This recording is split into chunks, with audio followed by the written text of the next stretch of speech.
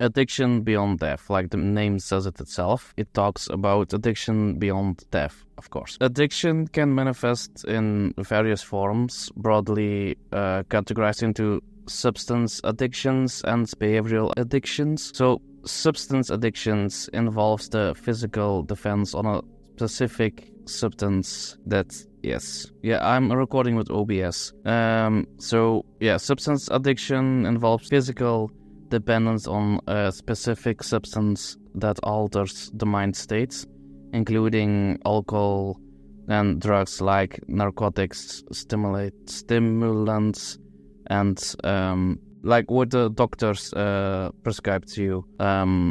Also, nicotine and caffeine can be addictions. Addictions are characterized by the body's physical craving for a substance, leading to compulsive use despite harmful consequences. Then we also have behavioral addictions, also known as a process addiction.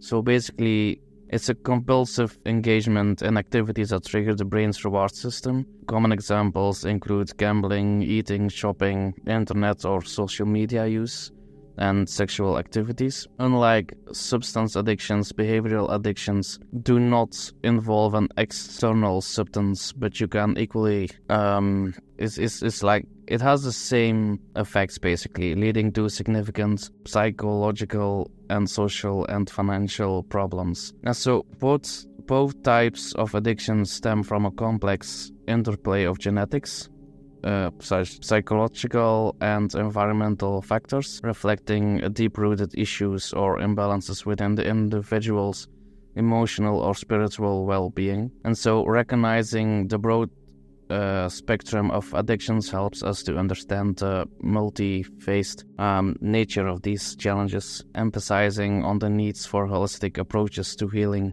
that address the underlying causes rather than the symptoms. So this was the substance addictions and the behavioral addictions, the difference between it. And so the formations of the addictions from a spiritual perspective. So like the journey of a soul basically is marked by a series of lifetimes, as we know, each offering a unique set of experiences, challenges, and lessons. These multiple experiences are not random, but basically designed to shape the soul's evolution, the character, and the desires. And so addiction in this spiritual frameworks are not merely pitfalls, but they are significant lessons or challenges. But so these addictions, they serve as a minor reflection of the soul's deepest needs, fears, and unlearned lessons, offering opportunities for profound spiritual growth and understanding. And so emergence of addictions is often a signal of a deeper spiritual imbalance or unresolved issues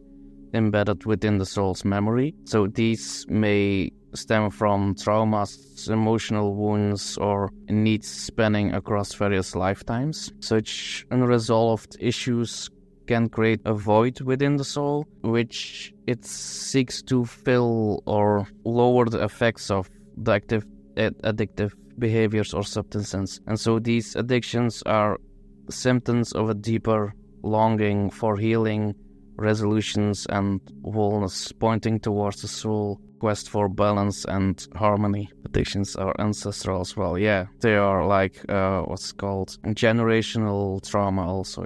Okay, so central to many spiritual teachings is a principle that desires and attachments play a pivotal role in the soul's evolutionary journey. Addictions represent extreme forms of attachment and an intense craving for specific experiences, sensations, or substances.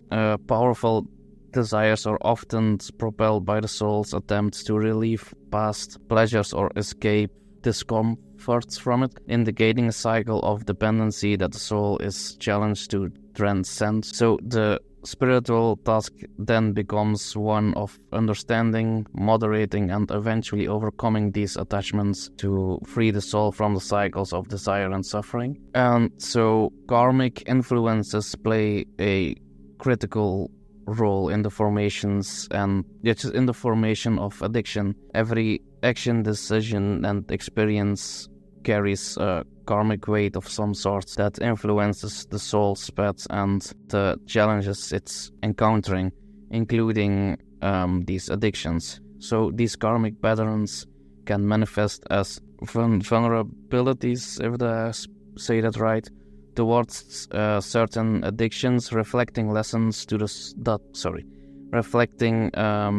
on the lessons that the soul has yet to learn or resolve. Overcoming an addiction therefore involves not just addressing the physical or physiological aspect, but also understanding and resolving these karmic ties, enabling the soul to advance unburdened into its next phase of growth. And so whilst the soul's journey is inherently spiritual, it unfolds within the physical realm also, where environmental and cultural contexts play significant roles. And so the family, society, and culture into which the soul incarnates can either support or challenge its spiritual lessons related to these addictions. And so these external factors can influence the types of addictions the soul encounters and the resources available for dealing them and perceptions and stigmas attached to addictions. So understanding the interplay between these external influences and the soul's journey is crucial for a holistic approach to address addictions. And so by exploring the formation of addiction through this enriched spiritual lens, we can gain a deeper appreciation for the complexity of the soul's journey, basically. Addictions do not emerge as mere failings or weaknesses, but as a significant spiritual marker, each carrying a profound lessons and opportunities for growth. Addressing them requires a multi-phased approach, honors the souls which seeks karmic resolution and navigates the dance between spiritual longing and physical reality. What are you guys doing in the chat? Okay, so anyway, the eternal nature of the soul's desires.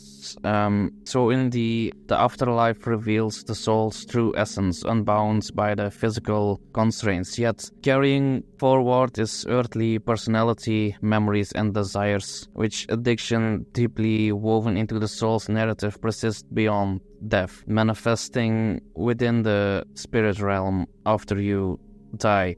So this continuation serves as a profound lesson that death is not an escape from your earthly attachments and desires, but it's rather a transition into another realm where these experiences continue to shape the souls. And so it emphasizes the eternal nature of the soul's struggles and aspirations, urging for a deeper understanding of life's challenges as opportunities for spiritual growth and evolution. That's so accurate. Yeah, indeed. It only gets worse if you try to hide it or try to ignore it, basically. So this is what we are going to talk about here in a minute. And so the phenomenon of spiritual possession or influence in the afterlife takes on complex dimensions as souls burdened by unresolved addictions seek to vigorously satisfy their cravings through the living. And so this spiritual interaction goes beyond traditional notions of possessions, reflecting a nuance of ecosystem of energy and desire where entities still enshared by their addiction gravitate towards individuals resonating with similar energies. Such engagements highlight the intricate web of spiritual connection where the unresolved issues of the deceased can amplify or trigger the addictive behavior in the living, underscoring the profound impact of spiritual well-being on a physical reality. And so in the spirit realm, souls or entities driven by these unresolved addictions are drawn to energies and situations mirroring their own unresolved desires. Their attempts to influence the living to create addictive sensations, whether through induced cravings, through manipulation, or emotional manipulation, reveals a desperate pursuit of fulfillment that they one sought in the physical world. And so this scenario illustrates the profound longing for completion, the lengths to which the soul will go to seek resolution, even if it means entangling themselves further in the cycle of the desire and the attachment. And so the influence of addiction on spirits can I'm gonna say this. So spirits that are still addicted on things like alcohol or drugs or whatever, the influence of these addicted spirits on the living can significantly magnify the challenges faced by those struggling with addiction, introducing a complex layer of spiritual dynamics to the healing process. And so this relationship not only intensifies the individual's own battle with addiction, but also serves as a potential reminder of our deep interconnectedness. How do you interconnectedness? Something like that. I don't know what the word. Sorry. I think you know what I mean. So interconnectedness across the realms, and it calls for an expanded understanding of healing that encompasses not just the individual's physical and physiological aspects, but also the spiritual influences that may be at play, advocating for a holistic approach or a spiritual approach to addictions that addresses the energetic ties and karmic implications involved in them. And so the interplay between addiction in the afterlife and their impact on the living forms, I don't know what the name is, like there's a specific name for it, like some kind of process where the challenges and lessons of addictions transcend individual experience, affecting the collective soul's journey. And so this cycle underscores the critical importance of spiritual awareness, development in life and beyond, as a means to break free from the chains of addiction. And so it highlights the journey towards healing, liberation, and higher consciousness as a shared endeavor where overcoming personal and ancestral addictions contribute to the collective evolution of humanity and the spiritual realm. And so by embracing these refined insights, we gain a deeper understanding of the complex nature of addiction as they extend into the afterlife. So this perspective encourages a more compassionate, holistic approach to healing and spiritual growth, recognizing the interconnectedness of all beings and the journey towards liberation from suffering and the pursuit of higher consciousness. And so healing the addictions, like first of all, we have to recognize the spiritual essence of addictions, which marks the beginning of true healing. And these steps transcend the physical understanding of addiction, revealing its roots into the soul's journey, past traumas, and unmet spiritual needs. And it's a call to view addiction not merely as a physical battle, but as a spiritual quest for wholeness and self-discovery. And so the journey inward is crucial for uncovering spiritual wounds and unresolved issues that come from addiction. And so utilizing tools like meditation, mindfulness, and reflective journaling, one can embark on a path of deep self-exploration, which this process eliminates the hidden emotional scars and patterns fueling the addiction, setting the stage for a profound spiritual healing. And so healing the unresolved issues. So basically with awareness comes a responsibility to heal. This phase often involves seeking therapeutic support, engaging in spiritual healing techniques, and practicing forgiveness and release. And so it's about confronting and soothing the inner turmoil by diminishing the soul's dependence on external sources of comfort or escape. And so engaging in spiritual practices serves as a gateway to higher states of consciousness, liberating the souls of the shackles of these desires and attachments, whether through meditation, prayer, energy work, or worship, whatever your thing is. Like, these practices can elevate one's vibrational frequency, fostering a sense of inner peace and detachment from the material cravings. And so with this, we are building a bridge to higher spiritual realms, which invites the divine support into our healing process. And this connection, whether with divine spiritual guides or one's higher self, often offers guidance, strength, and profound sense of belonging, aiding in the transcendence of addictive patterns. Why do we all as spiritual beings have attachment to our spirit? Because that's again, it can be, most of us say it's from the ego.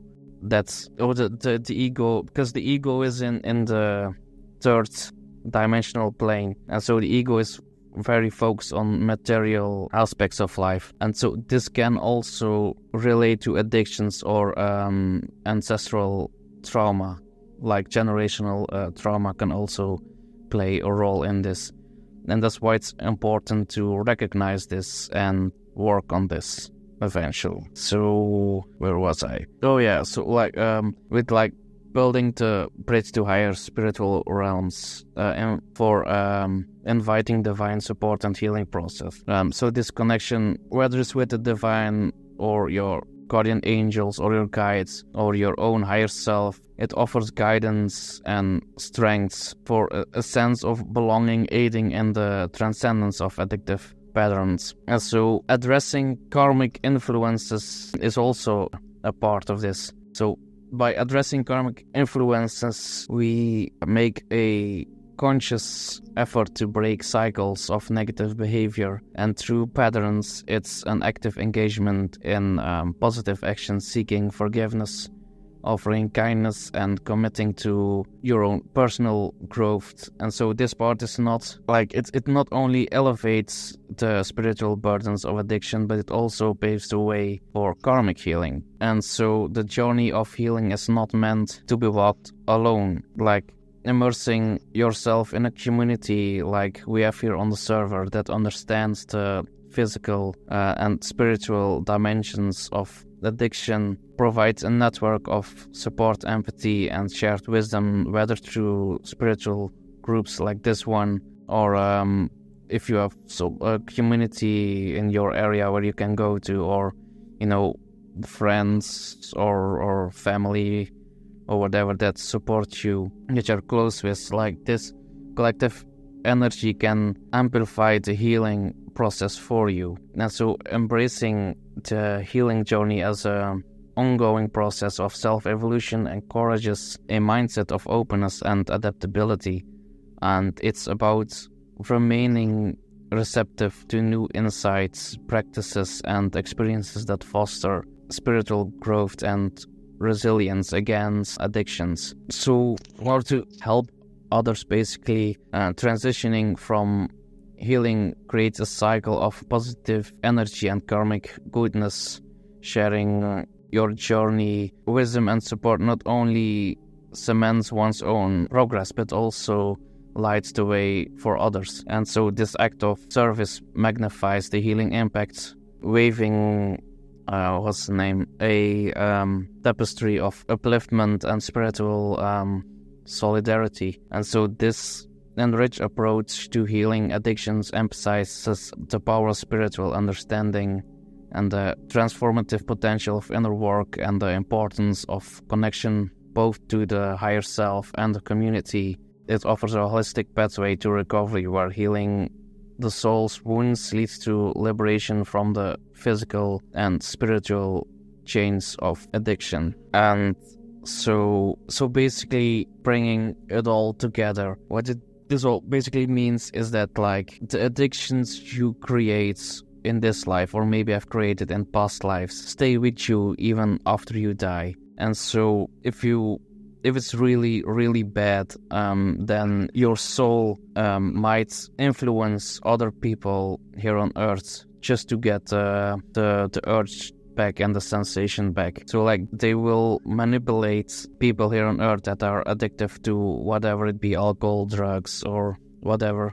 They'll manipulate them into using it again, making them crave for it again, because they still crave for it. And so once this person drinks the alcohol or does the drugs or whatever, like the soul still can feel, like not that much, but like still can feel the effects of it in some way and still get some kind of relief from it, basically staying addicted to it. And in this way you can also get trapped in the astral realm, we call it. Or when you reincarnate, like you will fall back into the same patterns and stuff like that. And that's why it's important to recognize if you may have some addictions by meditating or writing down journals or whatever, and working on those addictions, and also like minding and shielding yourself from any entities that might use your addiction to satisfy their own needs. Yeah, and that's basically it. I don't know if there is any more I can say about it, to be honest. Like, if you have questions, you can ask. Let me read chats also. If you guys have questions, you can ask. Like, you can talk or ask in chat or whatever. Otherwise, I'm just going to end the event here. How do we like heal the spiritual traumas our ancestor had, like the attachments and everything, like the traumas, addictions, like Again, we do this through also meditating, journaling, and basically shadow work in a sense. Like Kelly 2 days ago. I was there. The shadow. So that can help a lot with it. And of course, like you don't have to do it alone. Like, you can ask people in the server for advice or help, or if you have some kind of community in your area, or if you can go to friends or family that can help you with it. So one more question: how do we keep the magnitude of our progress? Like, even if you're journaling, how do we know that what's the magnitude? Like, what's the efficiency of our work? Like, we do all kind of meditation. We never have like any efficient tool, that helps us. I don't understand the question. For example, how do we keep our progress in track? Like, it's not like if like in like physical world, we could see our work, right? Like, if you're building a house, we could see like this is at stage 1, stage 2. Yeah. How do we do that in spiritual realm? So again, you can do this by trying to recognize the patterns in your life. Like, things may not seem like an addiction, like, for example, eating. If you eat a lot, like, you might not necessarily think that it's like an addiction. And so recognizing these patterns in your life can help. And also, again, shadow work is a big thing in discovering which addictions or other traumas you might have, and how to work on them also. How to heal. One more thing. How do you, like, why do we, all humans, have nature to forget? Like, each day when we, like, go to our next day, we forget most of the things. Why is that? Like, that's a good question, actually. I don't, I think just because, so it's basically doing with the ego and the brain and stuff. So, like, if you pay much attention on a certain thing, like, your ego or your brain will register it as not important, and like will either, so to say, delete it from the file, or like put it far away somewhere, if that makes sense. Wait, I'll answer your question. I feel like it's because we don't, like in my class, how I told you, like, you don't fully live your life since you haven't healed your shadows. So with that comes that you forget a lot of things because you're not fully living your life. You're going basically day to day on autopilot mode, and not really fully being your authentic self and living your life. So that plays a big part. So then what happens is, when you go to day living like that, then a lot of things that happen in that day, they don't instead of being in your conscious mind, they go into your unconscious mind, where they are most of the times forgotten and abandoned.